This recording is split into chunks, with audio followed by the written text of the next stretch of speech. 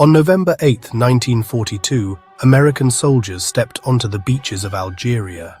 It was a new kind of war. They carried rifles and gear they knew well, and something else.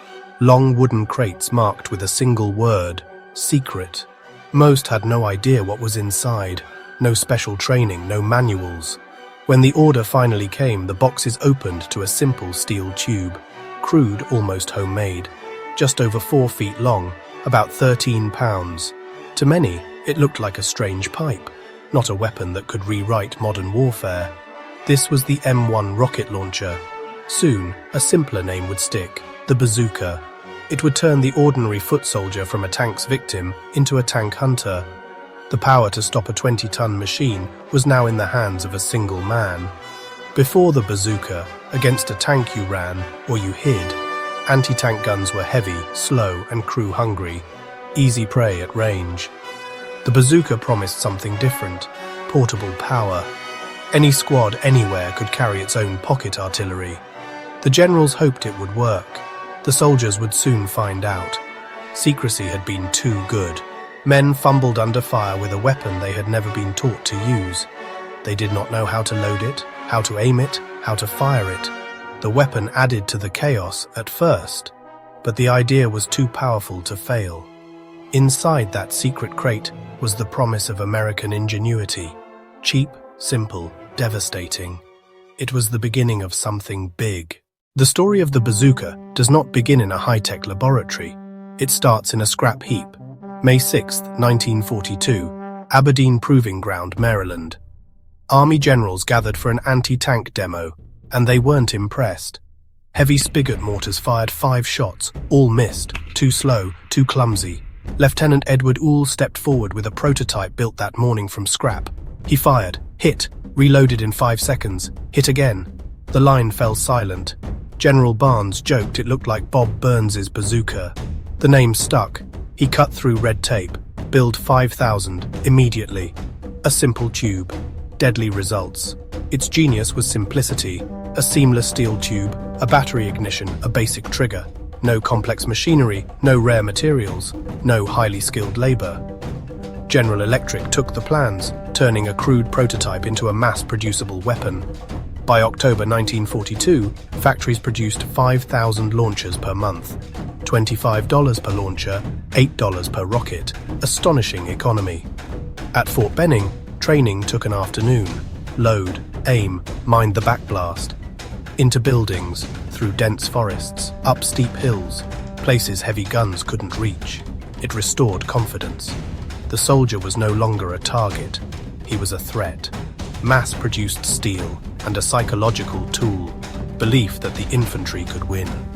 It was as much about mines as it was about metal. In North Africa, secrecy backfired. Sealed crates, no manuals, no instructors, no time. Salt water seeped in, corroding ignition connections. Triggers pulled, nothing. The 509th reported 7 working rockets out of 20, a devastating debut. But on November 10th, a 1st Armoured Division team got it right near Port Lyautey. They loaded, they aimed, they fired. 2 Renault tanks knocked out. Proof the weapon worked, when it worked. At Kasserine Pass, Rommel's troops captured launchers and rockets intact. Within days, they were crated and shipped for analysis. German reports praised its low weight, simple manufacture, and potent penetration. They copied the concept, scaling the warhead from 60 to 88 millimeters, a caliber already infamous for killing tanks. By September 1943, the Raketenpanzerbuchse entered service, the Panzerschreck, the tank terror. Bazookas forced German tanks to change habits. No more advancing alone. Every building, every ditch, every pile of rubble could hide a rocket team. Crews welded spare track, stacked sandbags, even added concrete in desperation. New directives. Tanks to advance only with close infantry and avoid uncleared buildings within 100 meters. The Bazooka had put fear into panzer crews and reshaped the battlefield. In July 1943, the invasion of Sicily became the Bazooka's coming of age. Lessons learned, better training, the M1A1, more reliable rockets. Airborne paratroopers faced a Tiger, one of the war's most feared tanks. They knew the front was useless. They waited for the turn, then fired, straight through the driver's vision slit.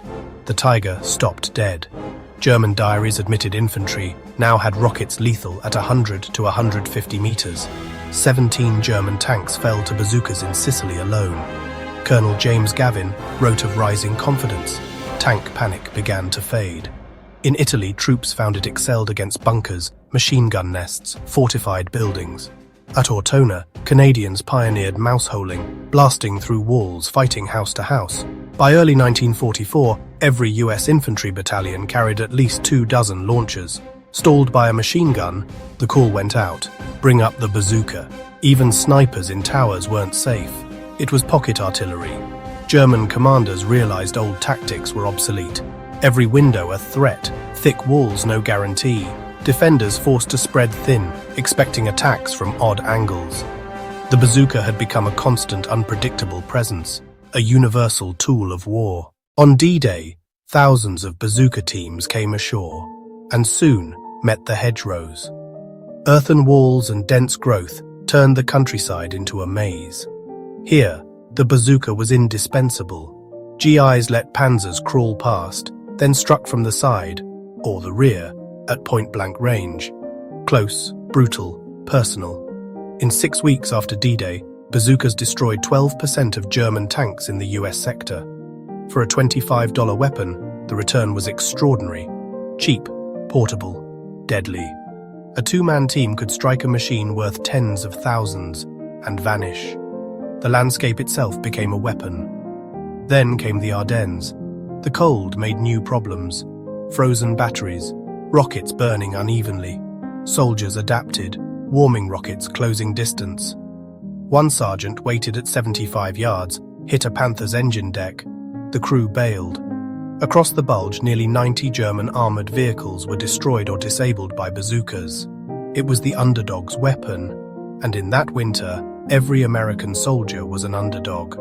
By war's end, nearly 500,000 launchers, over 15 million rockets. One Tiger's cost versus thousands of launchers. The math favored the bazooka. Crews sometimes abandoned tanks on reports of bazooka teams alone. Fear did the rest. In the Pacific, Marines burned out bunkers and caves, even with white phosphorus rockets. In Korea, the M20 Super Bazooka stopped T-34s cold. The idea spread worldwide. The Soviet RPG, the British Law, the Swedish Carl Gustaf. More than a weapon, it symbolized victory through mass production, simplicity, and trust in the individual soldier. 1,000 cheap, effective weapons can defeat a handful of marvels.